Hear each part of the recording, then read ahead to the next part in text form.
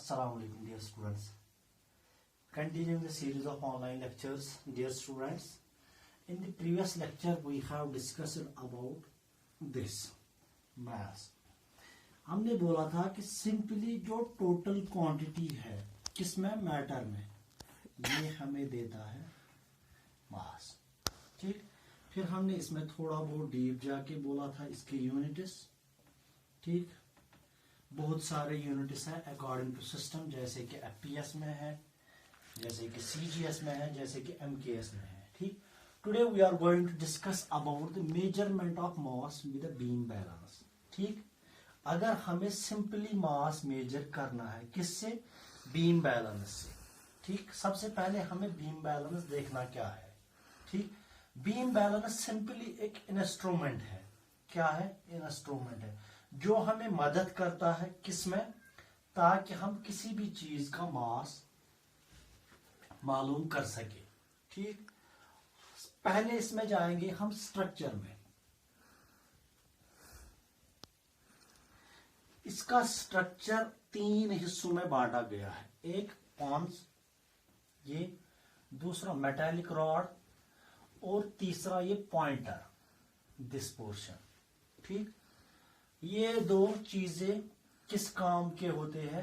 इन दो चीजों में हम सबसे पहले जो हमारी क्वांटिटी होती है, हमें कितनी क्वांटिटी मेजर करनी है वो उतना हम यूनिट इसमें डालते हैं. ठीक. फिर कोई फिजिकल क्वांटिटी जो हमें मेजर करनी है इस वेट के बराबर, इस मास के बराबर इसमें डालते हैं एंड वी आर गेटिंग. ठीक.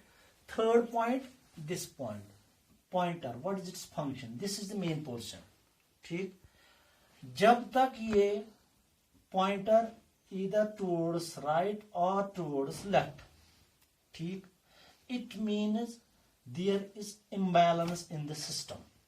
यानी कि जो आपका पॉइंटर है, जो आपकी निडल है, अगर ये डिफ्लेक्ट है टुवर्ड्स राइट और towards left, it is the indication that your system is imbalanced. As soon as this pointer reaches the equilibrium point, equilibrium point means the angle between rod is exact 90. ठीक. तो क्या होगा कि जो मेरा system है, जो ओवरऑल सिस्टम है, जिसमें पॉन्स है, जिसमें रॉड है, ठीक, और जिसमें मैंने एक क्वांटिटी मेजर की है अकॉर्डिंग टू जो हमारे स्टैंडर्ड यूनिट्स होते हैं, चाहे वो ग्राम हो, चाहे वो किलोग्राम है, चाहे वो क्विंटल हो, चाहे वो टन हो. ठीक. अगर ये बैलेंस हुआ है, इसका मतलब है my physical quantity has been measured accurately. ठीक. It's construction. कंस्ट्रक्शन में क्या है? सिंपली 3-4 चीजें हैं. 2 पॉइंट्स है, ये हमें मेजर कर हेल्प करते हैं मेजर करने में फिजिकल क्वांटिटी में. कैसे? हम सिंपली एक साइड में कोई स्टैंडर्ड यूनिट डालते हैं, चाहे वो ग्राम हो, चाहे वो केजी हो, चाहे वो क्विंटल हो और चाहे वो टन हो. ठीक. फिर उसके कंपेयर में हम कोई फिजिकल क्वांटिटी उसमें डालते हैं. जब मेरा पॉइंटर इक्वल होगा, यानी कि इक्विलिब्रियम पोजीशन में आएगा, बैलेंस्ड पोजीशन में आएगा, we are saying that we have measured the physical quantity according to the standard units. ठीक. Now it's principle. प्रिंसिपल क्या है? First we have to define what principle is. Principle means basic on which the foundation of this process is based. This is principle. ठीक. अब हमें देखना है कि जो आपका बीम बैलेंस है, जो आपका बीम बैलेंस है वो किस प्रिंसिपल पे, किस बुनियाद पे बैठा है. ठीक. उसका एक ही प्रिंसिपल है, that is the deflection of the pointer. I will write it, deflection, deflection of pointer. इसके मतलब क्या है? इसके मतलब क्या है? इसके माने क्या है? What does it mean? It means कि I will here point it. This is my pointer and this is the metallic rod on which I have suspended 2 pans. ठीक. दिस जो आपका बीम बैलेंस का प्रिंसिपल है वो इस पे depend करता है कि आपका जो पॉइंटर है, आपकी जो निडल है, क्या रॉड और पॉइंटर के बीच में एंगल 90 डिग्री है? दूसरी बात, क्या पॉइंटर इक्विलिब्रियम पोजीशन में है? इक्विलिब्रियम पोजीशन में है। If these two conditions are satisfied, first angle between rod and the pointer 90 degree, second जो आपकी डिफ्लेक्शन आ जाती है पॉइंटर में, क्या वो बैलेंस्ड है, क्या वो इक्विलिब्रियम पोजीशन में है? If these two conditions are satisfied, this is the main principle on the beam balance is based. अब इसकी वर्किंग इज सिंपल। क्या है इसकी वर्किंग? जो मैंने अभी बताया, this is my beam balance, ठीक है। बीम बैलेंस में मुझे सिंपली मेजर करना है क्या? किसी फिजिकल क्वांटिटी का वेट, ठीक। इट कंसिस्ट्स ऑफ 2 पॉन्स, ठीक। तो क्या है, मुझे मेजर करना है। I will put in one side of this suspending pans my physical quantity, ठीक। And on the other side, I will use my standard values, standard units, जो मेरे standard units हो, चाहे वो ग्राम हो, चाहे वो केजी हो, चाहे वो क्विंटल हो, चाहे वो टन हो। तो उसके बाद क्या होगा कि उसके बाद में जब तक मेरा इक्विलिब्रियम पोजीशन यहां पॉइंटर तक नहीं पहुंच जाएगा, तब तक मेरी फिजिकल क्वांटिटी एक्यूरेटली मेजर नहीं हुई होगी।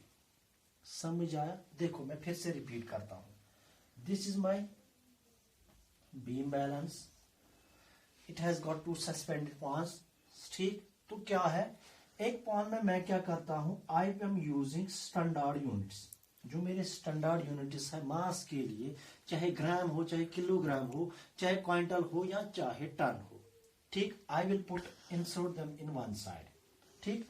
The physical quantity which is going to measure on the other side, I will insert this here, ठीक।